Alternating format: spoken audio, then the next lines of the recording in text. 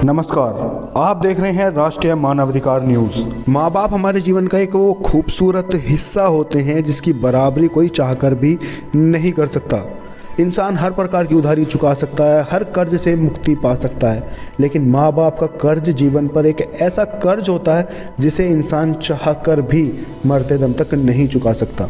लेकिन कई बार हमारे पास एक ऐसी खबरें आती हैं जिसको अपनी भावनाओं पर काबू कर कर आप तक पहुंचाना थोड़ा कठिन हो जाता है। ऐसी एक खबर आई है उत्तर प्रदेश के मुरादाबाद से, जहां एक बुजुर्ग दंपत्ति पुलिस के पास जाकर ये शिकायत कराते हैं कि उनके बहू बेटों ने उन्हें मार पीट कर घर से निकाल दिया। और ये कोई पहली ऐसी घटना नहीं है जो हमें पहली बार सुनने को मिल रही है। ऐसी घटनाएं आए दिन हमें सुनने को मिलती रहती हैं। और अगर बात करें हम कोविड-19 की दूसरी लहर के दौरान लगे लॉकडाउन की, तो आंकड़े बताते हैं कि लगभग 73% बुजुर्ग दुर्व्यवहार का शिकार हुए हैं। अब ऐसी जो घटनाएं हैं वो हमें सोचने पर, ये विचार करने पर मजबूर करती हैं कि हम जिस सभ्यता से, जिस संस्कृति से आते हैं उसमें हमें बुजुर्गों का तिरस्कार करना, उनकी बेइज्जती करना नहीं सिखाया जाता, बल्कि उनकी इज्जत करना सिखाया जाता है।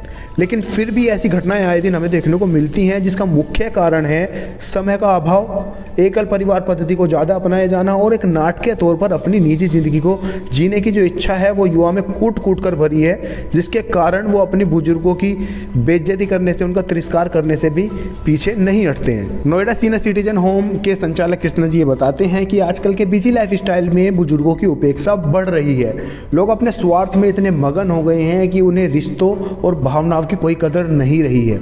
और बुजुर्ग जो हैं वो अपने ही परिवार से तिरस्कार और बेइज्जती झेल कर कई बार खुद घर छोड़कर चले जाते हैं, या कई बार उनके घर वाले ही उन्हें वृद्धाश्रम में छोड़कर चले आते हैं। कृष्णा जी आगे बताते हैं कि उनके वृद्धाश्रम में फिलहाल लगभग 50 बुजुर्ग हैं और उनमें से ज़्यादातर बुजुर्गों को उनके घर वाले ही उनके वहाँ पर छोड़कर गए हैं। वृद्धाश्रम में रह रहे बुजुर्गों का एक ही सबसे बड़ा दुख है, उनका कहना है कि इंसान भगवान से औलाद सिर्फ इसलिए मांगता है कि वो उनका बुढ़ापे में सहारा बने और उनका बुढ़ापा अच्छे से गुजर सके। आजकल के युवा जो हैं अपने माँ बाप के मरने के बाद तो उनके श्राद्ध करते हैं, सारी चीज़ें करते हैं, लेकिन जीते जी उन्हें पूछते तक नहीं हैं मरने के बाद किसी ने क्या देखा है, श्राद्ध करने का क्या फ़ायदा। कई बार बुजुर्गों को उनकी प्रॉपर्टी के लिए या किन्हीं आर्थिक कारणों के लिए परेशान किया जाता है। तो ऐसे में कुछ लोग बोलते हैं कि बुजुर्गों को अपने अधिकारों के बारे में नहीं पता, जिस कारण वो अपना तिरस्कार और इस प्रकार की परेशानियां झेलते हैं।